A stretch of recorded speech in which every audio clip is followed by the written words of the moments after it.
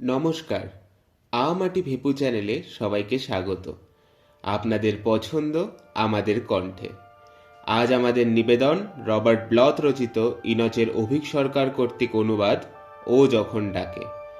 1979 খ্রিস্টাব্দে জন্ম হয় অভিক সরকারের। বর্তমানে তার নিবাস কলকাতায়। লেখালেখির সূত্রপাত হয় ফেসবুকের হাত ধরেই। তারপর প্রকাশিত হয় অনেক বই। তার মধ্যে অন্যতম হচ্ছে মার্কেট ভিজিট, তিতির পাখি ও প্রিন্সেস এবং ইনকুইজিশন ও খোড়া ভৈরবীর মাঠ। আজকের গল্পটি নেওয়া হয় তার প্রকাশিত নবম বই অন্ধকারের গল্প থেকে। তবে আর দেরি না করে শুরু করা যাক।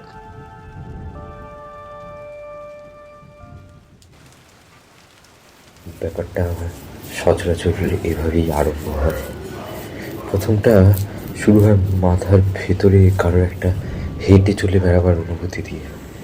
মনে হয় কে যেন শীতল ধাতব পায়ে খুলির উপর দিয়ে হাঁটছে। ওঠানামাটা অবশ্য শুরু হয় ঘাড়ের কাছটা থেকে।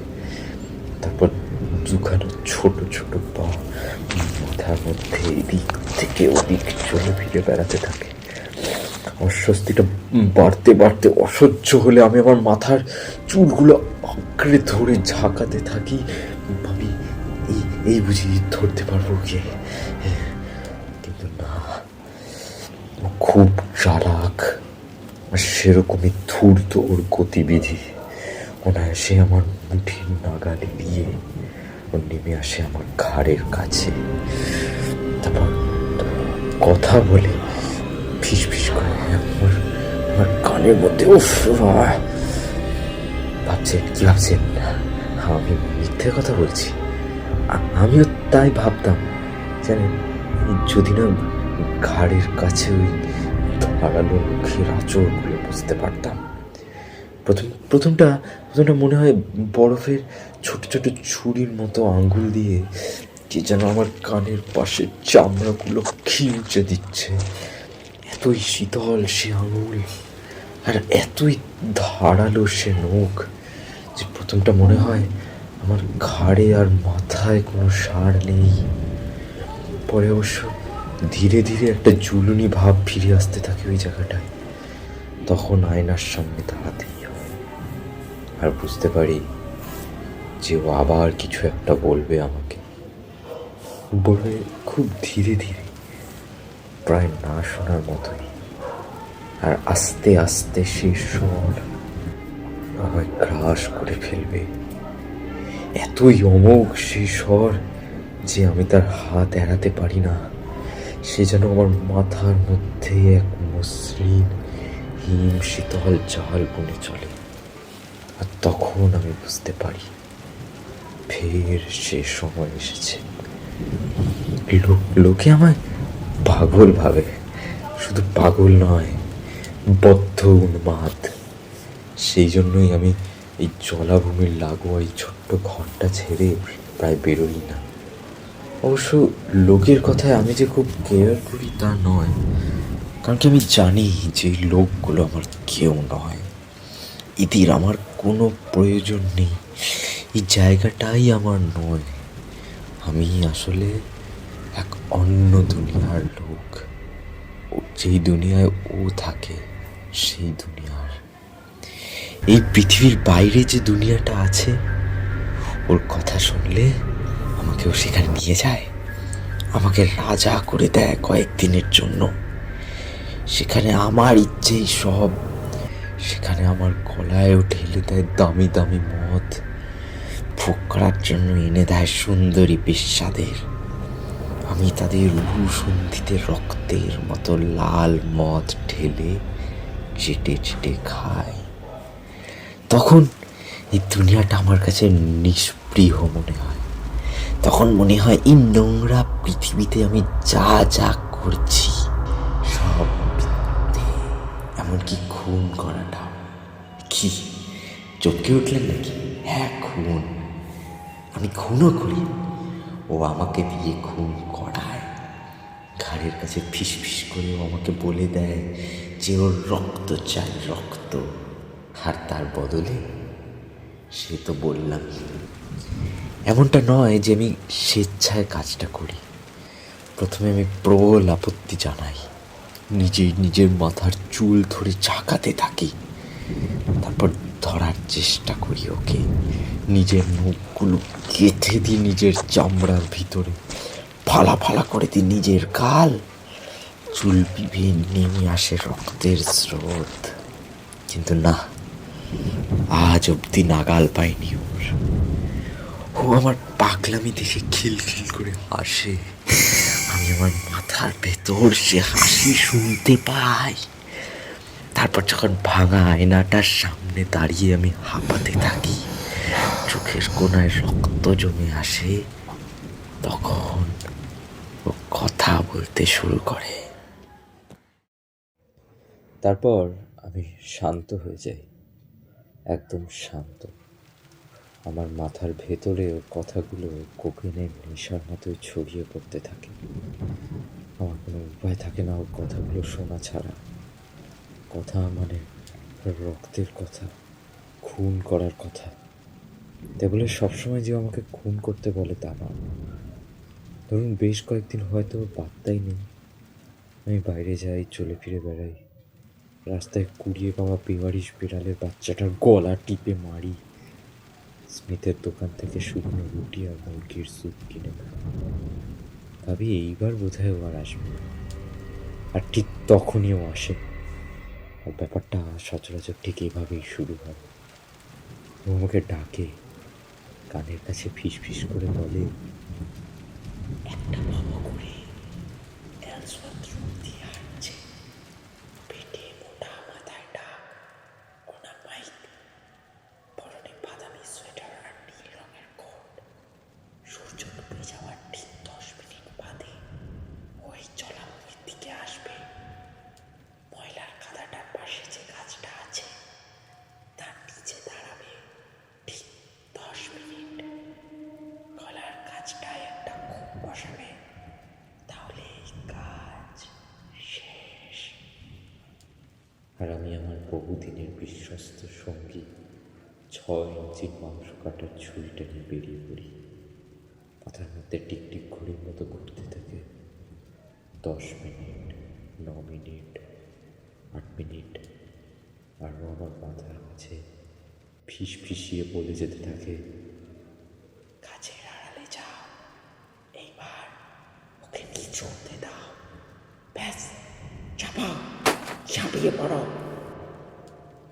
আমি জানি ওর কখনো ভুল হয় না, এটা মুখ অব্যর্থ।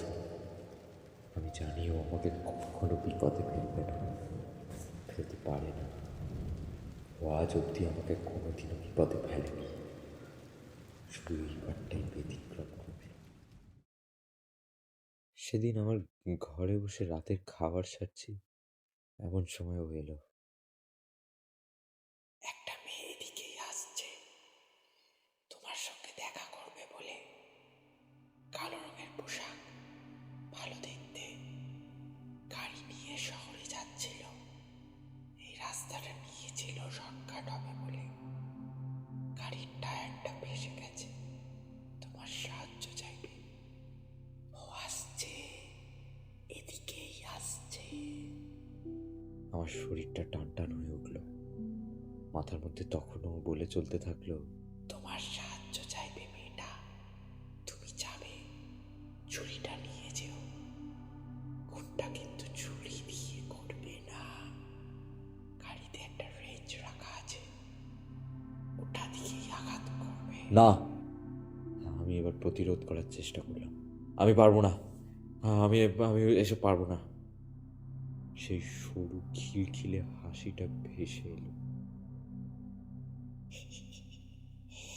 তুমি করবে না, তাহলে তো আমাকেই করতে হবে। তুমি কি চাও আমি করি, নাকি তোমাকে? না না না না, আমি আর তো চিৎকার করলাম, করবো, তুমি যা বলবে আমি তাই করবো। কি করবো বলো, আমারও যে দরকার হয়, আমার যে খিদে পায়, না গেলে তোর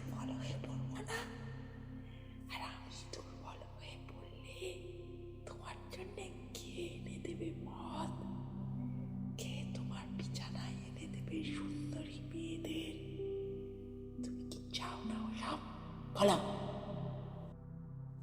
না, আমি করছি তো, করছি। সজনে নিজের মাথা চেপে ধরলাম। চুপ করো, চুপ করো তুমি। তুমি যা বলবে আমি তাই করব। আমি করতে রাজি আছি। ঠিক তক্ষুনি দরজায় ঠক ঠক করে আওয়াজ করে কেউ। বুঝলাম সে এসেছে। একই মেয়েটাকে বেশ সুন্দর দেখতে, তার উপর তার এক মাথা ভর্তি সোনালি চুল। আমার আবার ছোট থেকে এই সোনালি চুল খুব পছন্দ, তাই আঘাতটা মেয়েটার মাথায় করিনি। রক্তের চোটে অমন সুন্দর চুল নষ্ট করতে যাব কেন বলুন। আঘাতটা করলাম ঘাড়ে, একবারই যথেষ্ট ছিল। মেয়েটা আওয়াজ করার সময়ই পায়নি। বডি কোথায় লুকোতে হবে সেটা অবশ্য বেশি ভাবতে হয় না আমাকে। প্রথমবারে খুন করার সময়ও আমাকে দেখিয়ে দিয়েছিল চোরাবালিটা, এবারেও তাই। এমনকি পায়ের ছাপ মুছে ফেলার বুদ্ধিটাও ওরই। মুশকিল হচ্ছিল গাড়িটাকে নিয়ে। শেষে ওর কথা মতোই একটা পাইন গাছে গুড়ি দিয়ে গাড়িটাকে চোরাবালিটায় ফেলে দিল। এটা বরঞ্চ মেয়েটার থেকে তাড়াতাড়ি ডুবল। গাড়িটার শেষ চিহ্নটুকু মুছে যেতেই রেঞ্জারটারও একই গতি করলাম। সব শেষ করে যখন বেশ নির্ভর হয়ে ঘুমোতে যাচ্ছি, তখন বুঝলাম যে ও নেই, মাথা থেকে নেমে গেছে। জলাটার দিকেই গেছে নিশ্চিত। ভাবতে ভাবতে গুটি সুটি মেরে ঘুমিয়ে পড়লাম। যাক, দিন কয়েকের জন্য ওর হাত থেকে মুক্তি পাওয়া গেল। কতক্ষণ ঘুমিয়েছিলাম জানি না। যখন জেগে উঠলাম বুঝতে পারলাম যে ও আবার আমার কাছে ফিরে এসেছে। একবার খিদে মেটাবার পর সচরাচর দিন কয়েক আমার ধারে কাছে ঘেঁষে না। তাই বুঝলাম এবার কিছু একটা গন্ডগোল হয়েছে কোথাও। তারপরেই আমি হুড়মুড়িয়ে উঠে বসলাম। কে যেন আমার দরজায় জোরে জোরে ধাক্কা মারতে শুরু করেছে। বুঝতে পারছিলাম এখন আমার কি করা উচিত। এসব ক্ষেত্রে সচরাচর ও আমার কানে কানে বলে দেয় কি করতে হবে, কিন্তু বুঝতে পারলাম যে ও এখন চুপ। অনেকবার ডেকেও ওর কোনো সাড়া পেলাম না। এদিকে দরজার উপর গুম গুম আওয়াজটা বেড়েই যাচ্ছিল। আর থাকতে না পেরে আমি গিয়ে দরজাটা খুলে দিলাম। বাইরে দাঁড়িয়ে এই শহরের শেরিফ, পুরো শ্যালভি। ওঠ রে রবার্টস, তোর খেলা এবারে শেষ। এবার চুপচাপ আমার সঙ্গে যাবি। বিনা ভূমিকায় কথাটা বলে আমার ঘরের কোনায় কোনায় ইতিউতি তাকাতে শুরু করলো লোকটা। মনে হলো যেন তন্ন তন্ন করে কিছু একটা খোঁজার চেষ্টা করে চলেছে। আমার পা দুটো কে যেন মাটিতে গেঁথে দিয়েছিল। মাথাটা ভৌ ভৌ করতে থাকে। শিরদাঁড়া বেয়ে নেমে যাচ্ছিল একটা চিনচিনে আতঙ্কের স্রোত। প্রথমে ভয় হলো শেরিফ ওকে দেখতে পাচ্ছে না তো। পর মুহূর্তেই অবশ্য আমার ভুলটা ভেঙে যায়। আমি ওকে আজ অব্দি কখনো দেখতে পাইনি, শেরিফ কি করে পারবে? তবে বুঝতে পারছিলাম যে ও আছে আমার ব্রহ্মতালুর ঠিক নিচে। রক্ত মাংস আর শিরা রোমে মজা সে ঘুমিয়ে আছে বেটা। মাথার চুলে একটা আলতো টান অনুভব করছিলাম যেন। এবার সিগারেট চালিয়ে ঠান্ডা গলায় বলতে শুরু করলো শেরিফ শেলবি। এমিলি রবিন্স, প্রত্যক্ষদর্শীদের বয়ান অনুযায়ী উনি এই হাইওয়ে ছেড়ে জলার ধার দিয়ে আসছিলেন, হয়তো শর্টকাট হবে বলে। টায়ারের দাগও কিন্তু বলছে মহিলা জলার ধার দিয়েই এসছিলেন। ইস, একটা মস্ত বড় ভুল হয়ে গেছে দেখছি। টায়ারের দাগটা মোছার কথা মাথাতেই আসেনি। এটা বোধহয় ও ভাবেনি যে পুরো শেলভি টায়ারের দাগ ধরে এত দূরে চলে আসবে। সত্যি কুকুরের মতো নাক এই লোকটার। যা বলবি ভেবে চিনতে বলবি, কারণ মনে রাখিস আইন মোতাবেক আদালতে তোর বিরুদ্ধে তোর কথা কিন্তু ব্যবহার করা যেতে পারে। এখন চল, তোর কপালে বিস্তর দুঃখ আছে দেখছি। আমার হাতে হাত করা পরিয়ে বাইরে নিয়ে গেলেন শেরিফ। পুলিশের গাড়িটা জলার বাইরের রাস্তার উপরে রাখা ছিল। গাড়িটা যখন আমাকে নিয়ে যাচ্ছে দেখি রাস্তার পাশে লোকজন ভিড় করে আছে। তাদের চোখে যেটা দেখলাম সেটাকে ঘেন্না ছাড়া আর কিছুই বলা যায় না। বখাটে ছেলেরা খিস্তি করতে শুরু করলো। কয়েকজন আবার সবাইকে উস্কাচ্ছিল যাতে আমাকে টেনে বার করে এখানে পিটিয়ে মেরে ফেলা হয়। তবে শেলবি শক্ত লোক, সে ঠিক আমাকে এদের হাত থেকে বাঁচিয়ে এনে শহরের থানার ভিতরে একটা সেলে পুরে দিল। থানায় 3টে সেল থাকলেও বাকি 2টো সেল খালি। ফলে আমি রয়ে গেলাম পুরো একা, শুধু একজন ছাড়া, ও। আমি ভেবে আশ্চর্য হচ্ছিলাম, এই যে এত কাণ্ড ঘটে গেল এর মধ্যে কিন্তু একটি বারের জন্য ও জাগেনি। ওর যেন কোনো আগ্রহই নেই আমার ব্যাপারে। আমার মাথার ভিতরে রক্ত মাংস আর স্নায়ুর মধ্যে একটা ডেলার মতো শুয়েছিল, নির্জীব ও নিস্পন্দ হয়ে। তখন সবে সকালটা শুরু হয়েছে। শেরিফ শেলবি আরও কয়েকজনকে নিয়ে বেরিয়ে গেল জলার দিকটায়। বোঝাই যাচ্ছিল যে ওরা জলাটা তন্ন তন্ন করে খুঁজে দেখবে। যদি চোরাবালি থেকে মেয়েটার বডি পায় ওরা, তাহলে আমার যে কি হবে এই ভেবে আমার হাত পা ঠান্ডা হয়ে আসছিল। যে ছেলেটা আমাকে সকালের খাবার দিতে এলো তাকে আমি চিনি। ওর নাম চার্লি পটার। বুড়ো শেলভি ওকে এই জেলখানার দায়িত্ব দিয়ে রেখেছে। ছোকরাকে আমার কোনোদিনই খুব একটা খারাপ লাগেনি, তবে বড় বেশি প্রশ্ন করে, তাই জন্য খুব বিরক্ত লাগছিল ওর ওপর।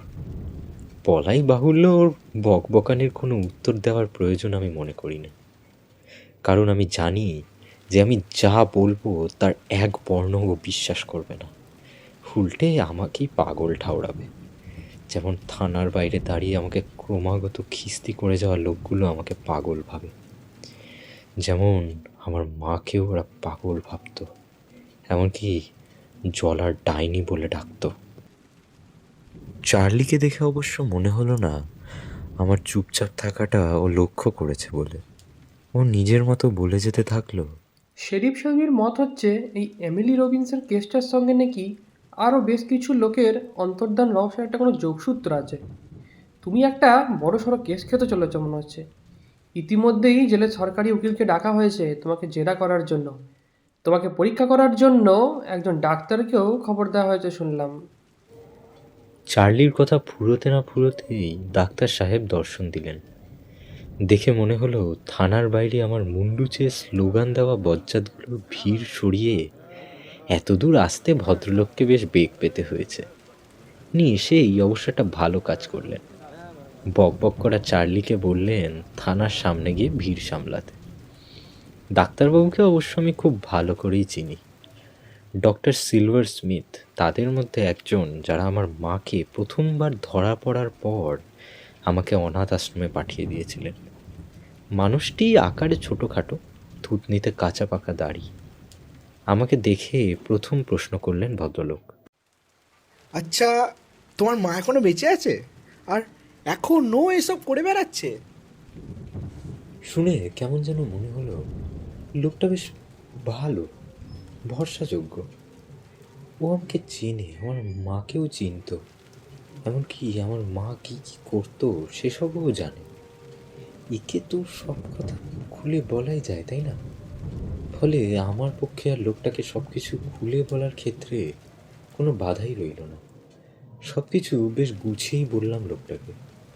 আমার কথা, আমার মায়ের কথা, মায়ের ওই টুকটাক জড়িবুটি সব, মায়ের বিছানার নিচে রাখা ছেঁড়া খোলা বইগুলোর কথা, তাকের ওপর রাখা শিশি বোতল, সব কিছু খুলে বললাম।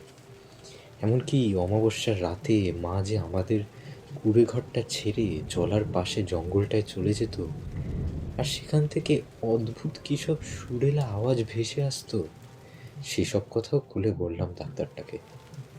অবশ্য এত কিছু বলার দরকার ছিল না। আমার মাকে লোকে ডাকতো জলার ডাইনি বুড়ি বলে। ফলে মায়ের ব্যাপারে অনেকেই অনেক কিছু জানতো। এমনকি স্যান্টো ডিনোরেলির কুমারী মেয়ে যে মায়ের দেওয়া ওষুধ খেয়েই প্রসব করতে গিয়ে মারা যায়, আর সেই রাগে স্যান্টো আমার মাকে আমার চোখের সামনে কুপিয়ে মেরে ফেলে, সে কথাটাও জানতো ডাক্তার।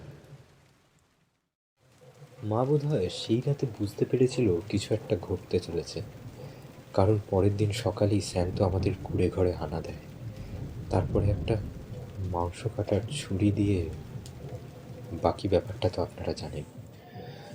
আমি ডক্টর স্মিথকে ওর ব্যাপারে সব কিছু খোলাখুলিই বললাম। এতদিন ধরে ও আমাকে কীভাবে আগলে আগলে রেখেছে, আমাকে সব বিপদ আপদ থেকে রক্ষা করে এসছে, এমনকি প্রতিটা খুন করার সময় কি করে আমাকেও সব দিক দেখে শুনে কাজ করতে শিখিয়েছে। মা যেমন ভেবেছিল ঠিক তেমনটাই ঘটেছে। কথাটা বলতে বলতে আমার বেশ হালকাই লাগছিল। হাজার হোক ডক্টর সিলভার স্মিথ মান্যগণ্য মানুষ, তিনি নিশ্চয়ই ব্যাপারটা বুঝবেন। কিন্তু কথাগুলো বলা শেষ করে লোকটার চোখে চোখ পড়তেই থমকে গেল। লোকটার ধূর্ত দুটো চোখ আমার উপর ঘুরে বেড়াচ্ছিল।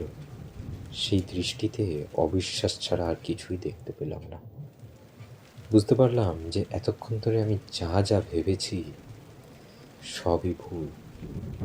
আমি থেমে যেতেই লোকটা যত সব অদ্ভুত প্রশ্ন করতে শুরু করলো।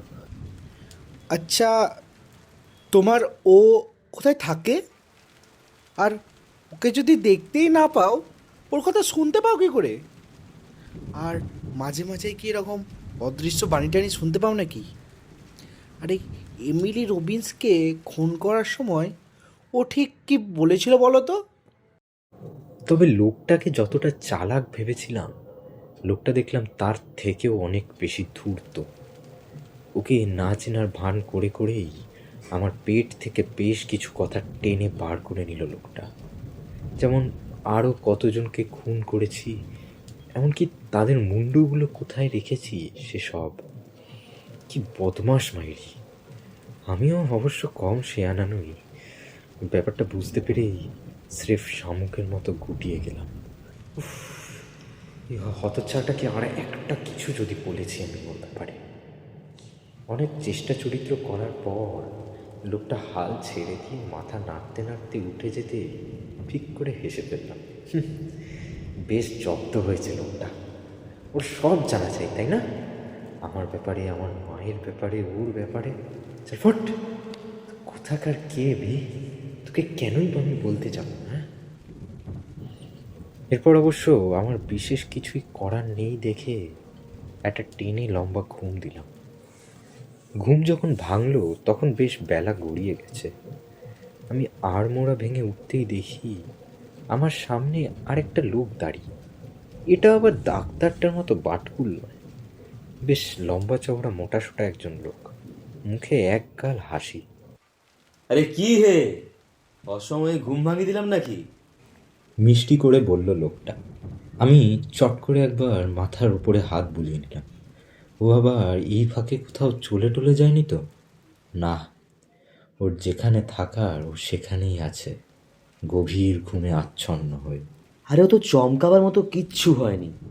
আমাকে তোমার বন্ধুই ভাবতে পারো তুমি, বুঝলে?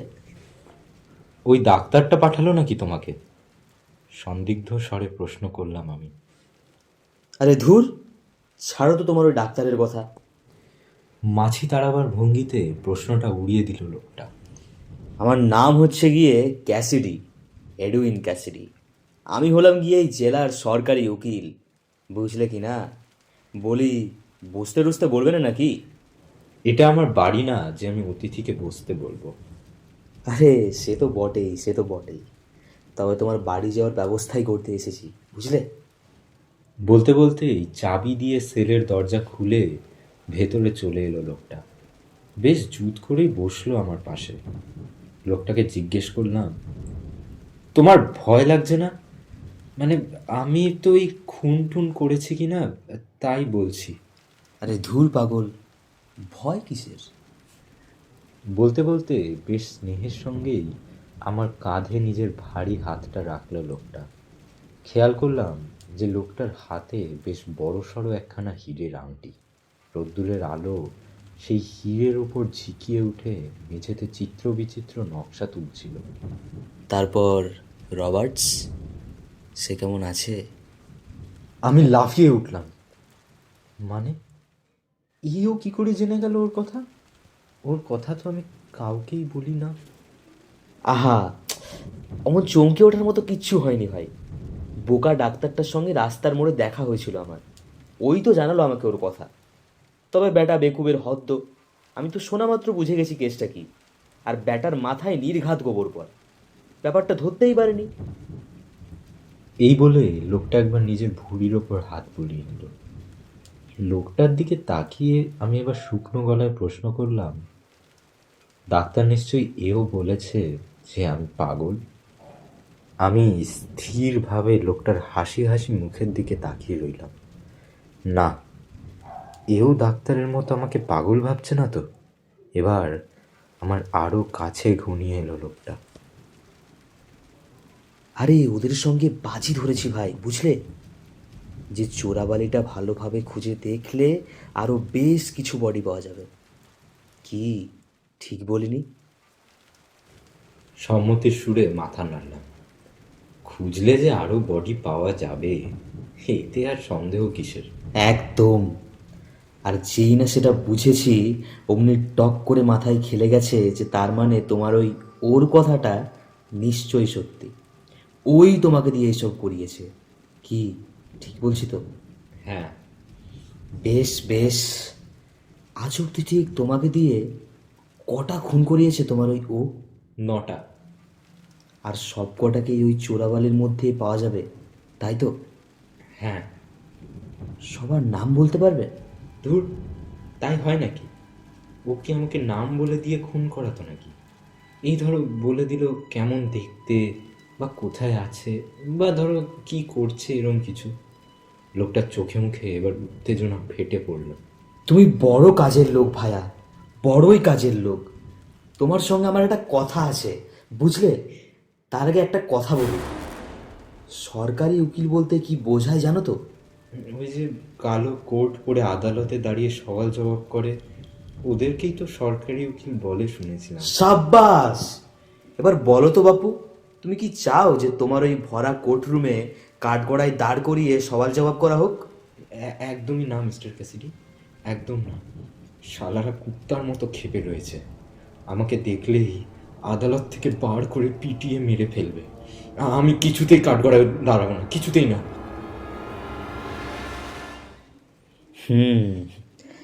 তাহলে ভায়া, তোমায় যে একটু সাহায্য করতে হচ্ছে তোমার এই দাদাটিকে।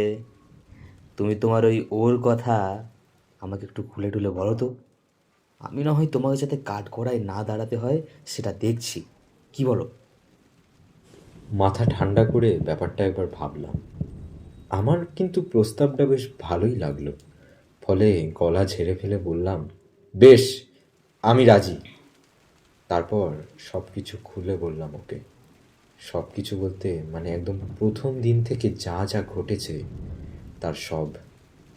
আমার কথা বলার শেষ দিকে লোকটা আর হাসছিল না, বরং গম্ভীর মুখে খুব মনোযোগ দিয়ে আমার প্রত্যেকটা কথা শুনছিল। আমার বলা শেষ হলে খানিকক্ষণ চুপ করে রইল লোকটা। তারপর আমার দিকে তাকিয়ে ঠান্ডা গলায় বলল, সবই তো শুনলাম আর সবই বুঝলাম, শুধু একটা কথা খোলসা হলো না ভাই। আমি সব প্রশ্ন চোখে চেয়ে রইলাম লোকটার দিকে। ওই ডেড বডিগুলোর মাথাগুলো কোথায়? আমি মুখ ঘুরিয়ে নিলাম। জানি না, বলতে পারবো না কোথায় আছে। জানো না নাকি বলতে পারবে না? কোনটা? জানি না, ওগুলো তো আমি ওকে দিতাম। তারপরে ও মাথাগুলো নিয়ে কি করতো আমি কি করে বলবো? ক্যাসিডিকে দেখে মনে হলো বক্তব্যটা বোধহয় ঠিকঠাক পছন্দ হলো না ওর। আরে বুঝলে না, আরে খুন করার পর লোকগুলোর মাথা কেটে আমি বডিগুলো চোরাবালিতে ডুবিয়ে দিতাম। তারপর মাথাগুলো ওখানেই রেখে আমি চলে আসতাম আমার ঘরে। তারপর ও আমাকে ঘুম পাড়িয়ে দিত। সে বড়ই শান্তির ঘুম। শুধু এটুকু জানি যে তারপর ও সেই মাথাগুলোর কাছে যেত, গিয়ে কি করতো সে নিয়ে আমার কোনোদিনই কোনো মাথা ব্যথা ছিল না, আজও নেই। যেত এইটুকু মাত্র বলতে পারি। কিন্তু কিন্তু তুমি সব করতে কেন ওর জন্য? যন্ত্রণা। আরে বুঝতে পারছো না, আমি যদি এগুলো ওর জন্য না করতাম, ও আমার সঙ্গেই এই কাজটা করতো। মানে ওই করবার ধমকি দিত আর কি। এর পরেও আমি ওর কথা শুনবো না? আমার ঘাড়ে কি একটার বেশি মাথা নাকি? লোকটা আমার দিকে হা হয়ে চেয়েছিল দেখে একটু মায়াই হলো ওর প্রতি। তুমি আবার এসব বলার জন্য আমাকে কাঠগড়ায় দাঁড় করাবে না তো? আরে না না, একদম না। লোকটা ওর বিশাল শরীরটা নিয়ে আমার উপর প্রায় ঝুঁকে পড়লো। ওর কথা কেউ বলবে না, আমিও না, আর তুমিও না। তোমার বিচারের সময় ওর কথা যাতে না ওঠে তার সব ব্যবস্থা করব আমি। কিন্তু কেন? এবার আমার মনে একটু সন্দেহ লাগলো। ওর কথা উঠবে না কেন শুনি? কারণ তুমি ওকে ভয় পাও, তাই না রবার্ট? আমার মুখের ওপর বড় বড় লালচে চোখ দুটো মেলে বলল ক্যাসিডি। তুমি চাও না যে ওর কথা সবাই জানুক, তাই না? প্রথমটা আমি এতটাই ঘাবড়ে গেছিলাম যে আমার মুখ দিয়ে কোনো কথা বেরোলো না। শোনো রবার্ট, এই জেল হাজত থেকে বাঁচবার একটাই রাস্তা। বলে একবার থামলো লোকটা, তারপর আমার চোখে চোখ রেখে বলল, তোমার ওই ওকে আমাকে দিয়ে দাও। আমি হা করে চেয়ে রইলাম লোকটার দিকে। ব্যাটার ছেলে বলে কি? ওকে দিয়ে দেবো মানে? লোকটার মাথা ঠিক আছে তো? ক্যাসিডি বোধহয় আমার দিকে তাকিয়ে আমার মনের কথা খানিকটা বুঝতে পারলো। আমি কিছু বলে ওঠার আগেই তড়িঘড়ি করে বলে উঠল, আরে কথাটা ভালো করে বোঝো। যদিও তোমার কাছে না থাকে, তবে তো ওর ব্যাপারে তোমাকে কিছু না বললেও চলে, তাই না? আর সবাইকে যে ওর ব্যাপারে বলে বেড়ানো হচ্ছে সেটা তো ওর নাও পছন্দ হতে পারে। আর ও যদি কোনো কিছু অপছন্দ করে তবে তার ফল কি হয় সে তো তুমি জানোই। ঘাড় নাড়লাম। সে কথা আমার থেকে বেশি ভালো আর কেই বা জানে। কিন্তু কিন্তু ও যদি তোমার কাছে না যেতে চায়? ক্যাসিডি এসে ওর মোটা হাতটা আমার কাঁধে রাখলো, তারপর গাঢ় স্বরে বলল, সেটা তুমি দেখবে। এত বড় একটা বিপদ থেকে তোমাকে বাঁচাচ্ছি, এইটুকু আমার জন্য করতে পারবে না তুমি? আমি ওকে যথেষ্টই যত্নআত্তি করব, সেটাই বা কম কি? কথাটা আমার খুব একটা যে খারাপ লাগলো তা নয়। যে দয়ে মজেছি তার থেকে উদ্ধার পাওয়ার এর থেকে ভালো উপায় আর কী বা আছে? বিশেষ করে ও যখন একেবারেই চুপচাপ। এখান থেকে আমাকে উদ্ধার করার কোনো ইচ্ছাই ওর মধ্যে দেখতে পাচ্ছি না। আমার দিকে সাগ্রহে তাকিয়েছিল লোকটা। আমাকে প্রশ্ন করলো, আচ্ছা, ও এখন কোথায় বলতে পারবে? নিজের মাথায় একবার হাত বুলিয়ে নিলাম। এই যে এখানে, আমার তালুতে। ক্যাসিডি আমার দিকে একবার তাকালো, তারপর ফিক করে হেসে বলল, তাই নাকি? হাসিটা দেখে আমার বেশ সন্দেহ হলো খানিকটা। লোকটাকে বিশ্বাস করা যাবে তো? তাই প্রশ্ন করলাম, ওকে নেওয়ার মানে জানো তো? মানে ওকে কাছে নেওয়ার কি কি ঝক্কি আছে সে নিয়ে ধারণা আছে কিছু? আছে বই কি। ঠিক ঠিক হাসি চাপতে চাপতে বলল লোকটা, ও যা চায় তা না পেলে কিন্তু ও সেটা জোর করে আদায় করে নেয়, জানো তো? সন্দিগ্ধ স্বরে প্রশ্ন করলাম আমি। সে তো জানি এ ভাই। বেশ চকচকে মুখে বলল লোকটা। এবার কথা না বাড়িয়ে ওকে আমাকে দিয়ে দাও দেখি। আমি খানিকক্ষণ চুপ করে রইলাম, তারপর ফিসফিস করে বললাম, আছো? কোনো সাড়া শব্দ নেই। শোনো, উনি তোমাকে নিতে এসেছেন। উনি তোমাকে খুব ভালো রাখবেন, বুঝলে? যাবে নাকি? ও কিছুই বলল না। আমি তাকিয়ে দেখলাম ক্যাসিডি আমার সামনে মোটা ব্যাঙের মতো থেবড়ে বসে চোখের কোণ দিয়ে বিচ্ছিরি রকমের একটা হাসি দিচ্ছে। আমি এবার নিজের ভেতরে মনোযোগ দিলাম। আলতো আদরে বললাম, যাও, উনি তোমাকে চাইছেন। ও চলে গেল। ব্যাপারটা বুঝতে একটু সময় লাগলো আমার, কিন্তু যখন বুঝলাম যে মাথাটা খালি খালি লাগছে, নিশ্চিত হলাম যে ও গেছে। আমার ঘাট থেকে পুরোপুরিভাবে বিদায় হয়েছে ব্যাটা। কথা নেই বার্তা নেই, ক্যাসিডি হঠাৎ করে উঠে দাঁড়ালো। আমি সাগ্রহে জিজ্ঞেস করলাম, গেছে? ও তোমার কাছে গেছে? কিছু বুঝতে পারছো? ক্যাসিডি কেমন যেন অদ্ভুতভাবে আমার দিকে তাকালো, তারপর বলল, হ্যাঁ, ও এসেছে। ইয়েস ইয়েস, মাথার ভেতরটা, হ্যাঁ। ওকে অন্য কারো ঘাড়ে বিদে করেছি ভেবে যে বেশ উৎফুল্ল লাগছিল, সে কথা অস্বীকার করব না। গদগদ স্বরে বললাম, ওর কিন্তু ভালো যত্ন টত্ন নিও, বুঝলে?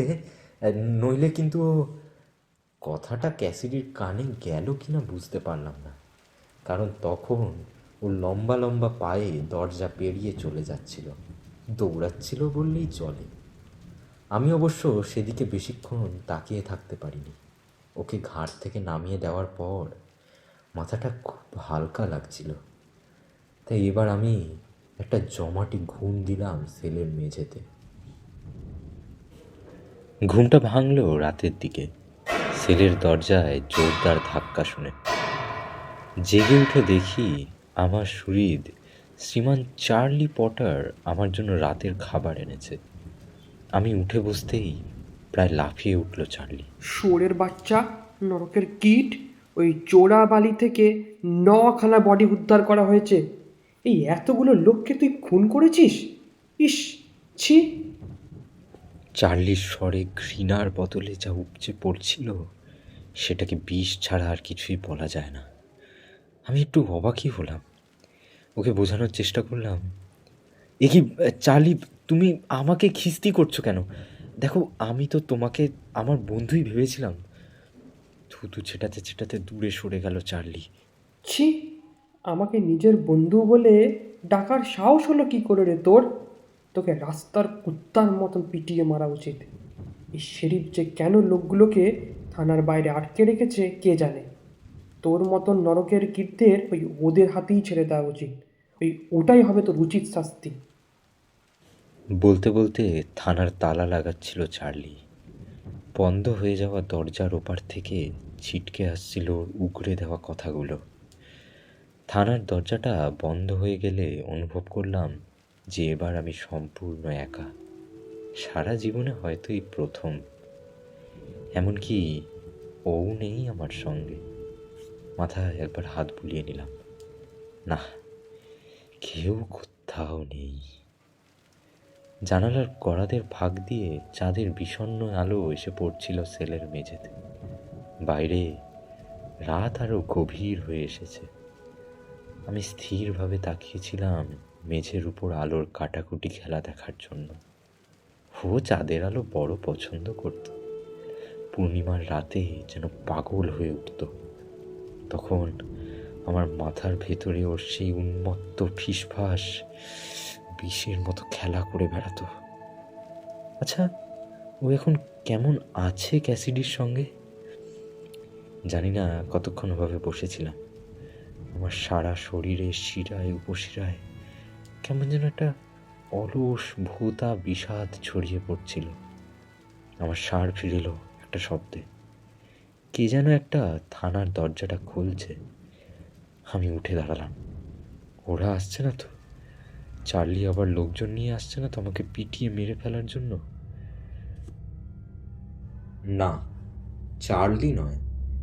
আবছার মধ্যেই বুঝলাম দ্রুত পায়ে কে এসে আমার সেলের দরজাটা খুলল। কাসিডি। ওকে নামাও, ওকে নামাও, নামাও আমার মাথা থেকে। ত্রস্ত স্বরে বলল কাসিডি। এক্ষুনি ফিরিয়ে নাও ওকে, এক্ষুনি। আমি ভারী আশ্চর্য হলাম। এইমাত্র ওকে নিয়ে গেল লোকটা, এর মধ্যেই কি হলো?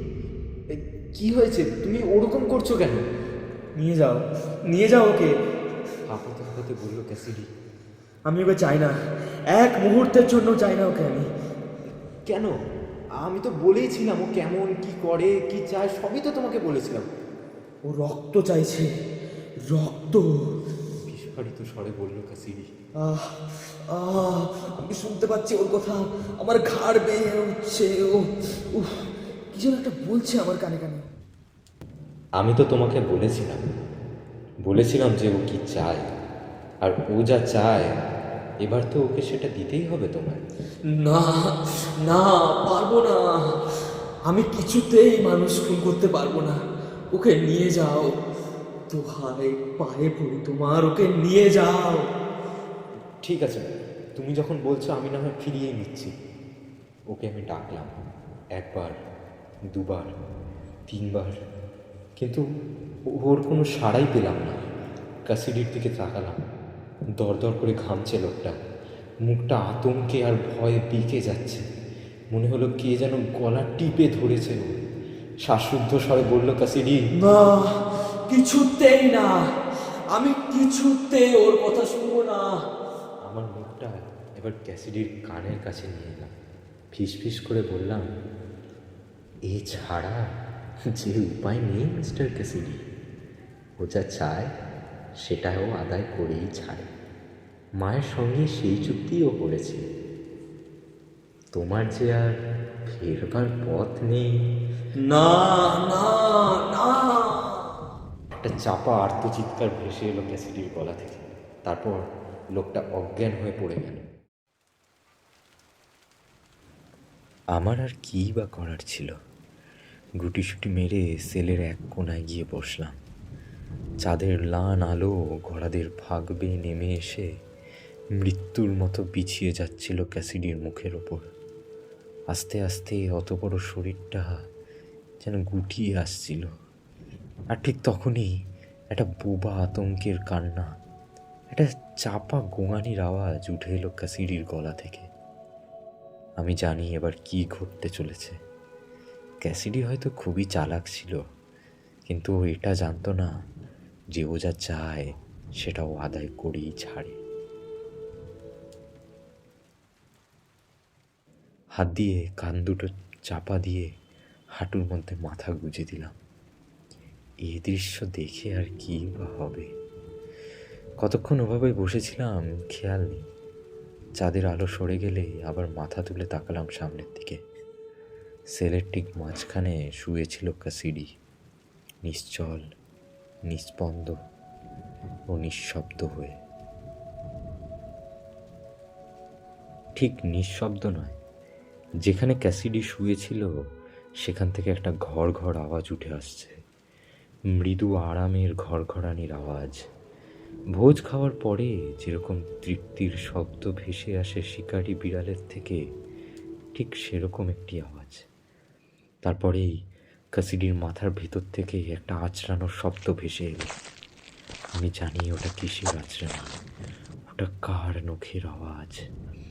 এবার আমি ধীরে ধীরে উঠে দাঁড়ালাম। আমার মুখে একটা মৃদু হাসি এসেই পড়ল। সেলের দরজা খোলা, থানার দরজাও খোলা। আমার আর এখানে থাকার কোনো মানে আছে নাকি? সেলের দরজা খুলে বাইরে পা রাখলাম, তারপর ঘুরে দাঁড়ালাম ক্যাসিডির দিকে।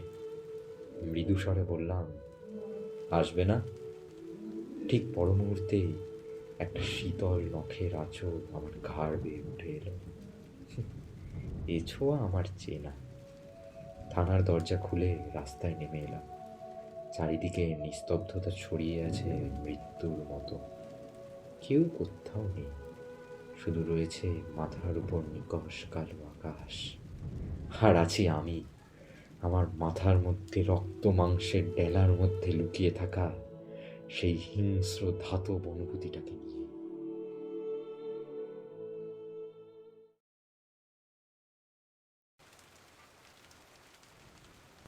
শেষ হলো অভিক সরকার অনুদিত ও যখন ডাকে। গল্পটি কেমন লাগলো কমেন্ট বক্সে জানাবেন। গল্পটি ভালো লাগলে লাইক এবং শেয়ার করবেন। এরকম আরও পরিবেশনার জন্য সাবস্ক্রাইব করুন আমাদের চ্যানেল মাটির ভেপুকে। তাহলে আজকের জন্য এইটুকুই। আবার অন্য কোনো দিন দেখা হবে অন্য কোনো গল্প নিয়ে এই চ্যানেলেই। নমস্কার।